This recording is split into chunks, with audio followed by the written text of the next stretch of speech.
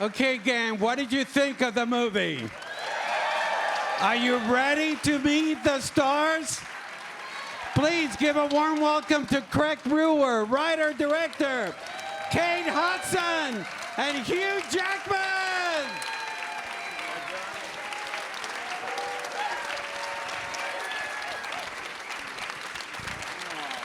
Oh, they hate it. They hated the movie. You obviously did not like the movie. So Thank you. honored. That was sweet. So honored for you guys. I'm so glad you guys are here. Kate, what a remarkable, remarkable performance. Thank you so much. There is something, and when I saw the closing scene, there was something that impacted me when I was watching your performance, is after she loses her leg, the physicality, the movement, you show us not only the fact that she's lost her leg, but you add this layer of shame whenever she's with Mike. That is so poignant, it's so moving. Can you tell us about that, your work towards the physicality? Yeah, for sure. I mean, one of the great things about having Claire as a resource was Craig had a conversation with her about that Mike loved her legs. Like he was a leg guy. And so wow. When she lost her leg, there was this level of like all of it. You know, when I say, you know, I felt ugly and all of that, but it's like there's a level of shame that comes with the fact that she could never be who she has been for him in so many ways, which kind of leads to, But that's not easy to do. You're not only showing us the loss of her leg, but on top of that, also conveying the pain that and the shame. Yeah, it's kind of technical, actually. Funny when you're doing it. There's a technicality to it that I get to lean on Craig and honestly scripty, and then the emotional part, like having Hugh to sort of be able to feel really safe. And I know it sounds kind of like sometimes it sounds kind of woo-woo-y, but like trust and safety are things that as an actor you really need to be able to go to places that feel uncomfortable. So to have Hugh was the best. But all of that was really like, there's a technicality to it. I mean, even just the research that goes into it, the 90s and what prosthetics were like in the 90s and how the leg actually moved, like what was that technology. And then for Claire, you know, she always suffered with depression and so to honor her, you know, as a real person and to try to get that right, you know, that she's always, and when you meet Claire, she's just like, you see her, she's always fighting for sunshine, you know. And so to try to like, you know, honor that as much as possible and live in it, and then have this guy have my back. And yeah, Hugh, you're, I mentioned that I mentioned, Hugh, that I've seen you in movies, of course, but then I just saw you in Radio City Music Hall. I see you on Broadway being a huge performer. You're hosting the Tonys, the Oscars. You are a performer, just like this character, but you got rid of all the mannerisms as a performer, Hugh Jackman as a performer, and you became Mike performer. My question, was that difficult to get rid of all your performance mannerisms to become a different type of performer? Firstly, thank you all for being here. This is packed. And it's, I think, the most beautiful December day I've ever seen on a Saturday. So I don't take it for granted. Thank you. And thank you, Roger. Thank you. Yeah, it was something Craig and I talked about a lot. We had this documentary, Song Sung Blue, so I had all this incredible material. We all had that.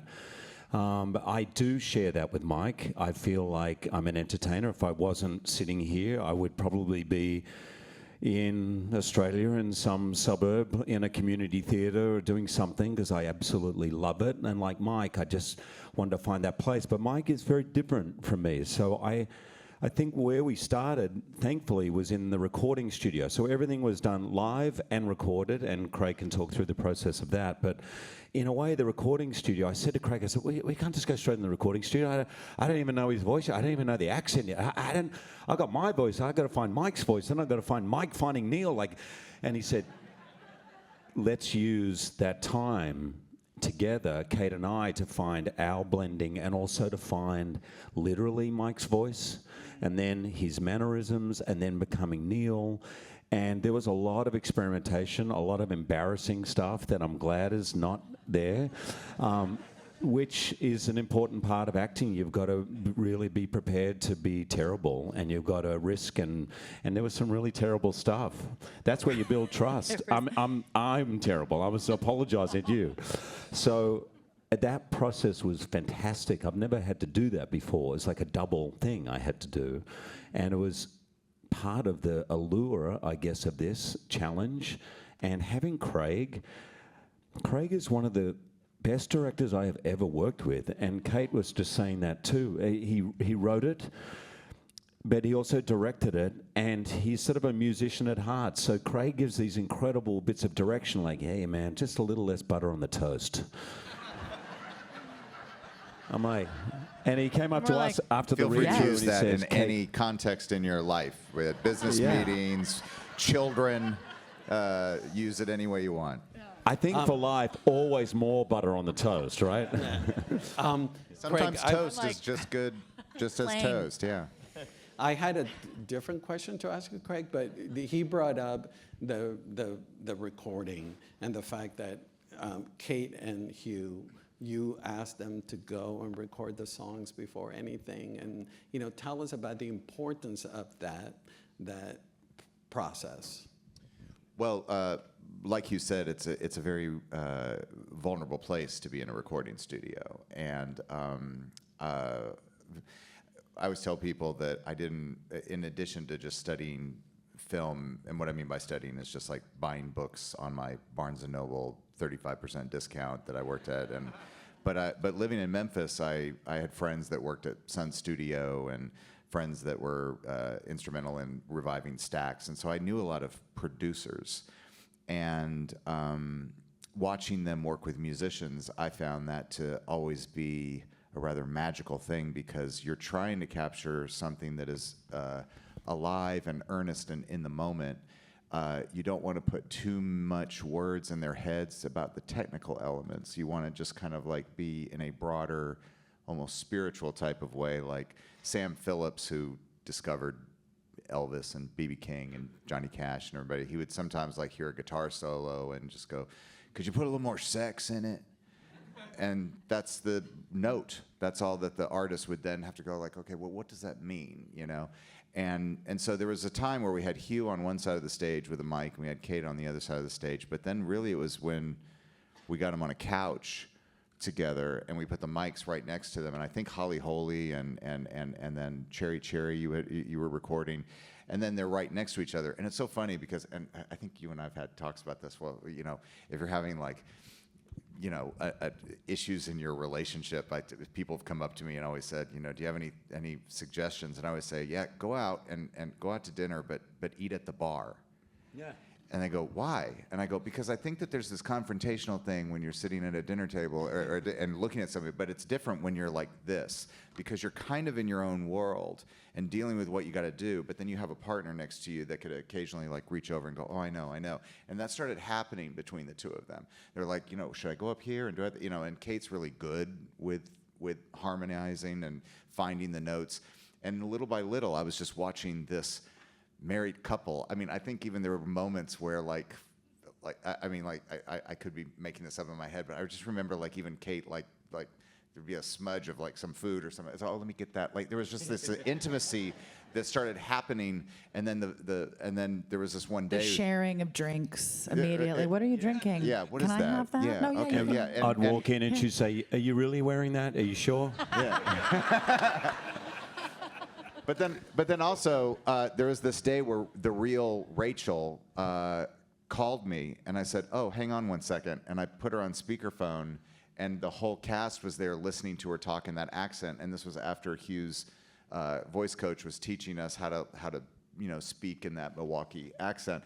And then I remember everybody's face listening to Rachel going like, oh, we're kind of in the pocket. I guess we thought we were pushing it, but we may need to go a little further. Well, follow-up question, and it has to do with the songs. The fact that when I was watching the film, each song in the film has this thematic purpose. So like the songs are not there just for us Neil Diamond diehards to be entertained. It actually moves the story forward. In particular, the scene where the two of them sing "Play Me," we see their whole dynamic play out in that sequence. Tell us about choosing the songs and making them work thematically. Well, luckily, I learned a lot from my experience on two things, actually. Just making Hustle and Flow, I felt like you had like two seminal moments in the movie. One was when they're making the song called "Whoop That Trick," and we found that like there was an energy in seeing, and they're probably bored hearing me saying this, but I really was inspired as a young person by the movie Amadeus and watching the whole Requiem Mass scene being built at the end of the movie when I was like 12, and to see line by line something being created, you're seeing the effort of the artist. You're not just being impressed with the art. And so when you're doing like Hard Out Here for a Pimp, the reason when it got nominated for an award, I was like, we're probably gonna win that. And people were like, are you out of your mind? There's no way a song Hard Out Here for a Pimp is going to win an Oscar. And I was like, yeah, but the audience may not like rap music, but they were there when they were making it.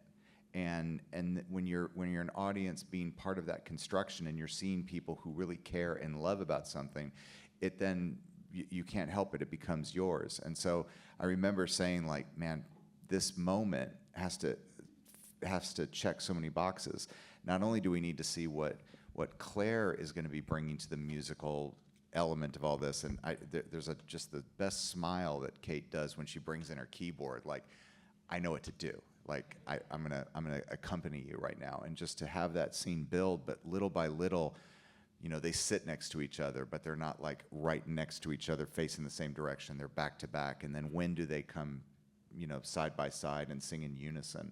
So it was a very delicate thing to show their artistry happening and then their love happening at the same time. Speaking of Kate Smile, there is one moment that is one of the sexiest moments in this year in cinema, and is when you, Hugh, ask her, you're a blonde, and then she turns and she goes, oh boy, am I. That is literally one of the sexiest moments. And tell us, how did that how go ahead. That's all, Kate. He said, put a little more sex into it. Literally? No, I'm just, And whenever I see her do that, I always think like, it's just so perfect that it's Kate saying this line. Like, it's just like the best blonde attitude of like, you have no idea what I have to deal with and what happens around me. Like, yes, I am But that also blonde. his reaction, you totally get in that scene that it's kismet, it's fireworks. It's pretty remarkable. It's also when you read something on the page, and as when you read a lot of scripts and you read something on the page and you're just like, it just pops off. You kind of, as an actor, like, oh, I can't wait to do that, because you can feel it when you're reading it.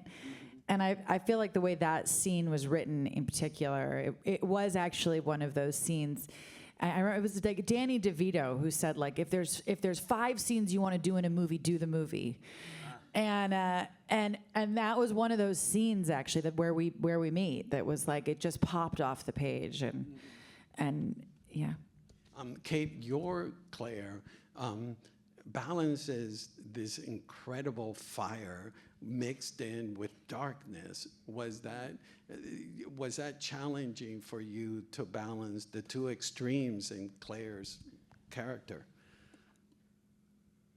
Yeah, I mean, I feel like it's a funny thing to talk about process, because process always feels like the same, but then different for everything you're doing it for. Like, you bring your own process to certain things. But in this movie in particular, we're doing so many things in one movie. And so walking the line becomes a much more challenging,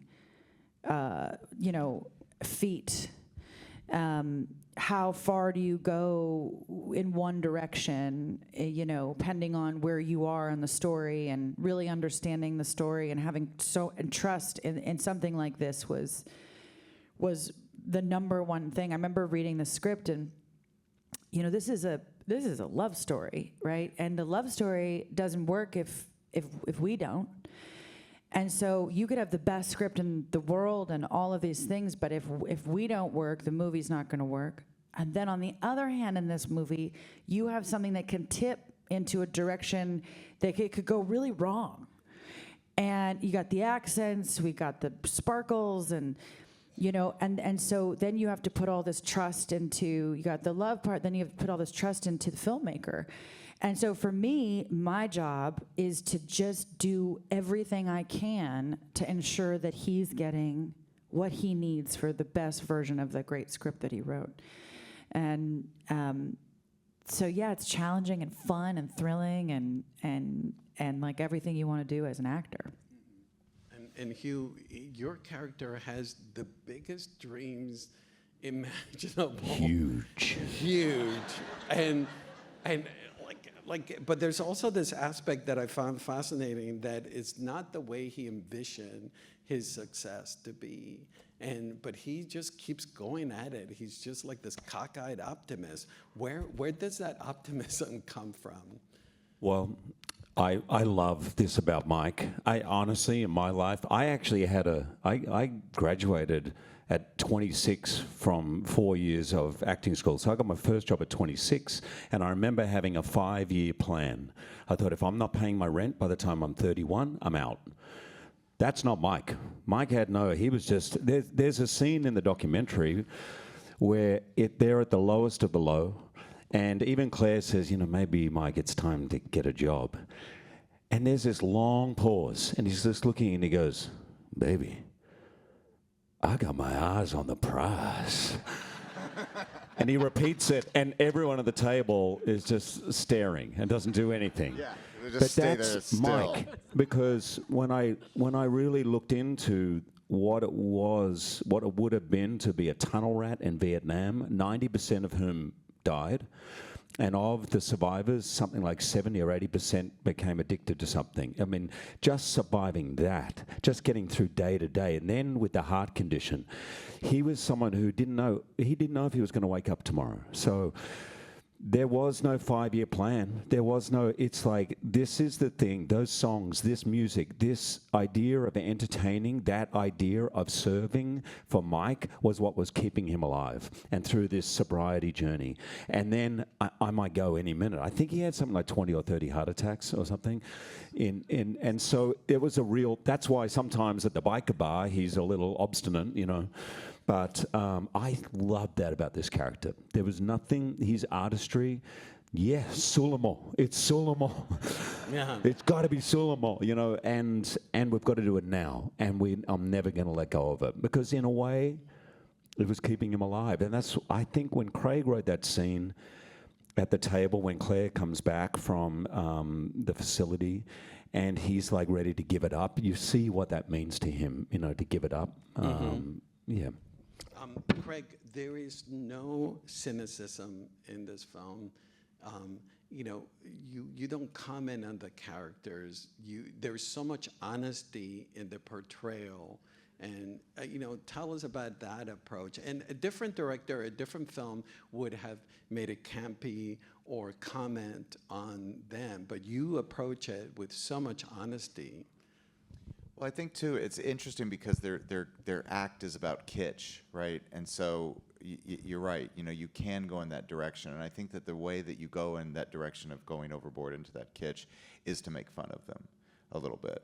But I guess I just have so much respect and love and admiration, really, for people that, we can make fun of like clowns, but there's a man that's looking at a mirror and putting on the makeup and going, I got to go to work today, and I got to I gotta do the wall, and it's like, and I think like that's here's a person that's really giving their effort towards something, and they don't live the life of like superhero movies. They don't have like a bad guy. It's just life, that's just constantly. You're not doing Wolverine. Right, but there's even a harder villain, and just a lot of things in life saying, you really could just give up. And I think that's really what people are finding relatable to the story. And also, I do think that there's something very unique about love stories of people that are in their 40s and 50s as opposed to like younger, because when you're younger you can kind of have like the special like, oh, will he or won't he, but like there's something really substantive of a person who has looking back on their life and they have regrets on the decisions that they've made, and they're really trying to do something better right now. And every time I see the end with Hugh looking into the camera saying, we're all here just trying to do the best that we can. We're just doing the very best. There's some times where I think about that and go like, we really need to hear that right now. Yeah. And I know I could,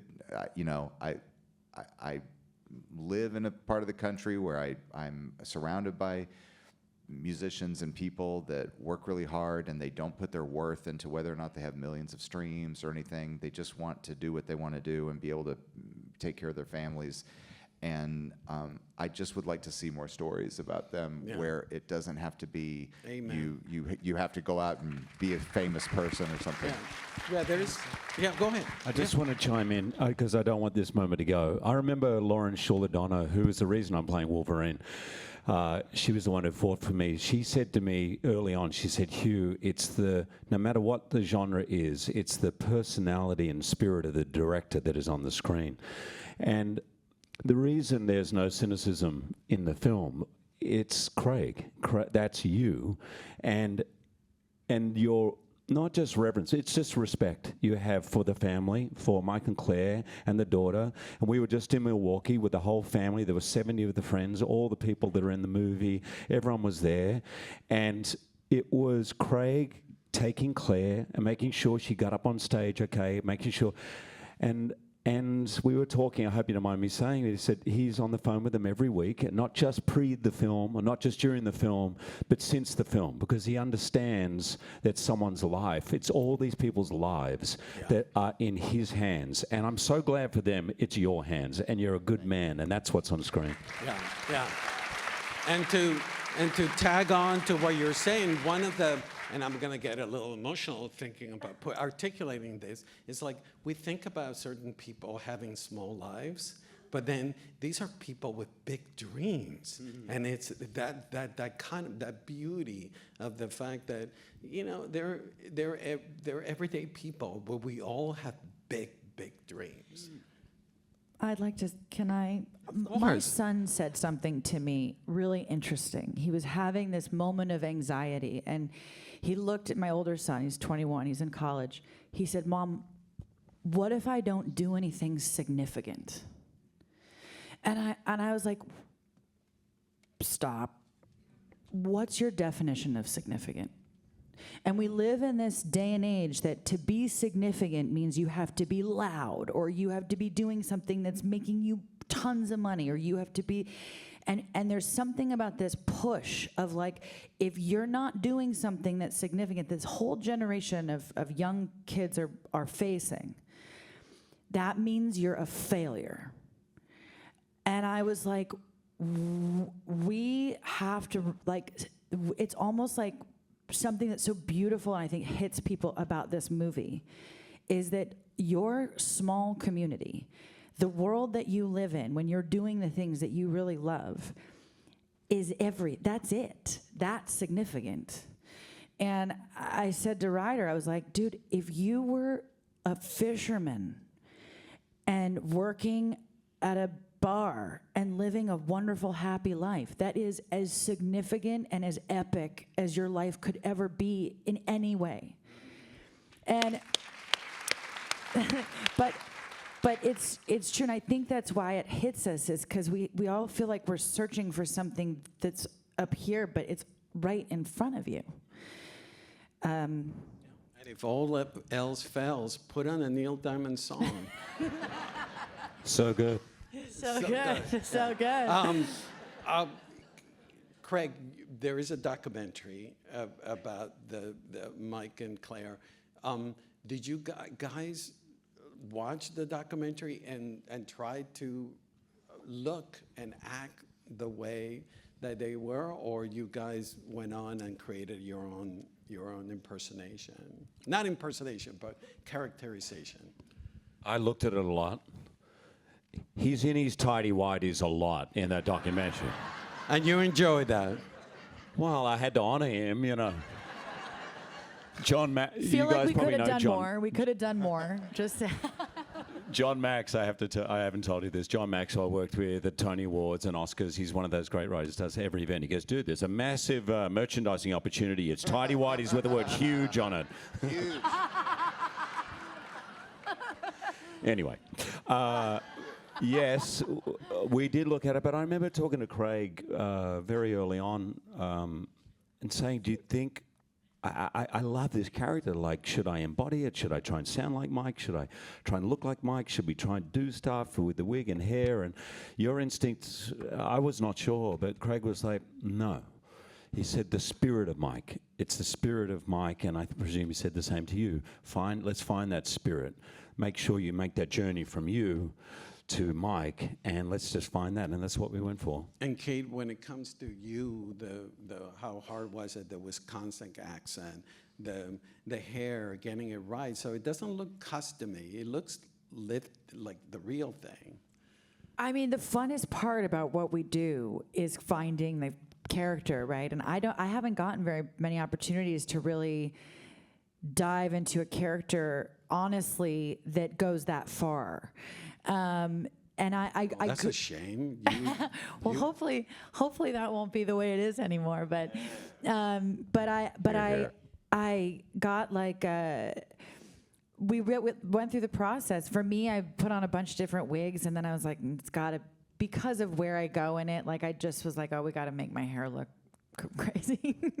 We have to put the rollers in, and the accent, actually, funny enough, I grew up from a little girl with someone from Wisconsin who, was my nanny, and then ended up, it's a crazy story, but I did Almost Famous really young. My life took off really young. And then, Academy Award nominated performance. And then I didn't know what to do because I had so many things and I needed someone to help me out. So I called my nanny. And I was like, will you help me? And she was like, absolutely not. You will never be my boss. And then I was like, please. And she ended up coming and working for y'all, do 6 months. And she came, and 27 years later, she just retired, went back to Wisconsin. So there's a lot of Kathy and Claire for me. So, Craig, I have to ask you about working with your DP, Amy Vincent. You've worked with her, Hustle and Flow, many times. This was a very tricky look. I love the fact that visually you capture greediness, but when we go to the bar and they're performing, there's like this sort of I don't know how to describe it, whimsy, sort of like fun look to the visuals. Can you tell us about creating the look with your DP? Yeah, I can't say enough about Amy Vincent's work. She's really one of the original school of female cinematographers, and she works so hard and so tirelessly. But she's also like a sister to me, and we had taken a break from each other and worked with other people. But I knew that when I was doing this, I had to have her for a number of reasons. Just her insight, her gifts, but we were going to have to do everything on location. There was no sets to be built, so that means, and I know everybody always thinks that's kind of a cool thing, but when you're having to do scenes where Kate's in the bedroom having to like lose her mind, and you have to have the lighting just right, and it's an 8-foot high ceiling, and there's no place to put lights. That's really where the rubber hits the road, and you start seeing where her true craft comes in. But I remember going to set, and we always picked her up in the van and then picked me up, and we would just ride in that morning, and we would talk about the day. And I said, I'm really worried about how I'm opening the movie. I don't know how I'm gonna do this, really. I mean, I know that I wanna be with him, and I don't want people to know he's in an AA meeting at first, because until we cut wide. But is it a POV shot where where he's looking in the lens? I think I may have messed this up. And I remember her like leaning forward and putting her hand on my shoulder and going like, no, be confident. I think it's going to work. Here's what I think. I think we should have some shallow focus. I think he should be out of focus, and he should walk right into the lens, and we should just go right into a choker. And if he's down with it, I want to show, every line in his face. And I want to show... There are no lines on his face. Exactly. I know. Yeah. I know. For a 36-year-old, I think he's fantastic. But also, like a little thing, she goes, but would you just allow me to have like one little amber light, like just somewhere in the distance that's slightly orbing out, just so there can be a hint of the dream, just a little bit. And I remember watching the monitor and him coming, and then it's different when you see it on the big screen. I mean, as you all know, like there's a moment where you're like, whoa, Hugh, hello, but you can't hide anything at that moment. Anyway, then cut to, we're about to do the scene where Kate is in the hospital, and Amy just came over and she just grabbed my hand and she goes, remember the day in the van? And I was like, oh, we should do that with Kate. And then I was like, how about we meet her instead of her meeting us? Why don't we go out of the blurriness into Kate? And then like coming to Kate and going like, are you good with this? And just, her saying like, absolutely, like, no holds barred, just good. And it's just the most, I love that moment with Kate in the hospital. I think it's just, you just see right into her soul as she's wrestling with joy of remembering what music is and the pain of where she is and the confusion and coming to a realization of herself. So that's really what a good collaboration does between a director of photography and during director. the live performances, and like I'm thinking about the Thai restaurant, there's always this like sense of magic in the cinematography. Is that and yet with things that are very cheap. We're a big believer in Christmas lights that are slightly out of focus. We're a big believer in mirror balls. Also, I really love Purple Rain because it's the greatest movie of all time. Okay, yes. But to sit with Amy and go, why does Purple Rain look so good? I go, why is the light? And she was like, well, it's just very clear. Everything today are these LED, power. Lights that don't have the same kind of color temperature.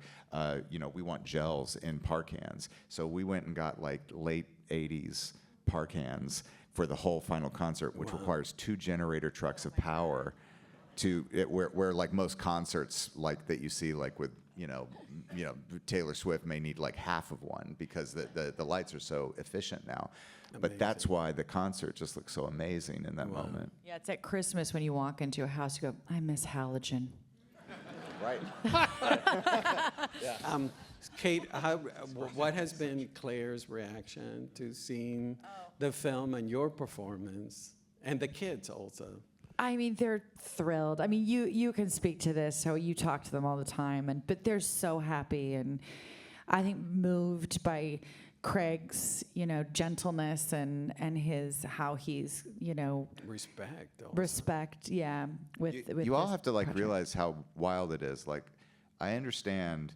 We've seen movies about like Queen and Bob Dylan and Bruce Springsteen, and I'm sure like if somebody comes up to them and go like, "Hey, we want to do a movie on your life," it's like, well, yeah, no shit, I'm Bob Dylan. It's like, but just like when people sometimes see the movie, they're like, Craig, I didn't know about this couple. And I go, oh, I know. Like, that's the point. There was only like a couple of thousand people in Milwaukee back in the 90s who did.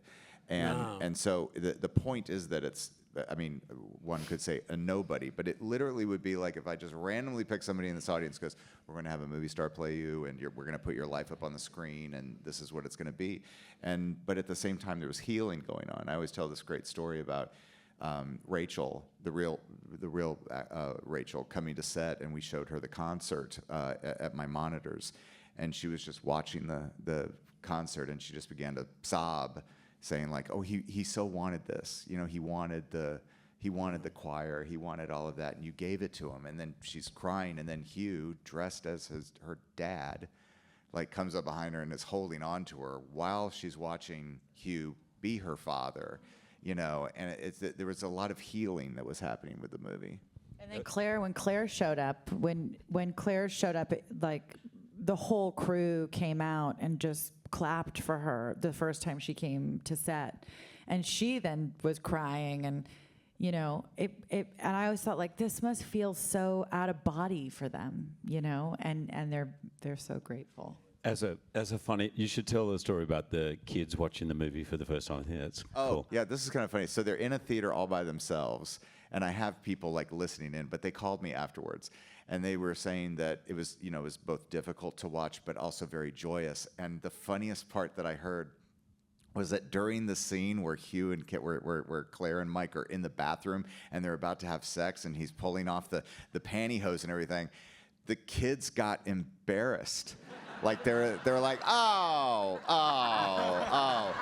and Claire was like, it's not even me. It's Kate Hudson and Hugh Jackman. They're like, yeah.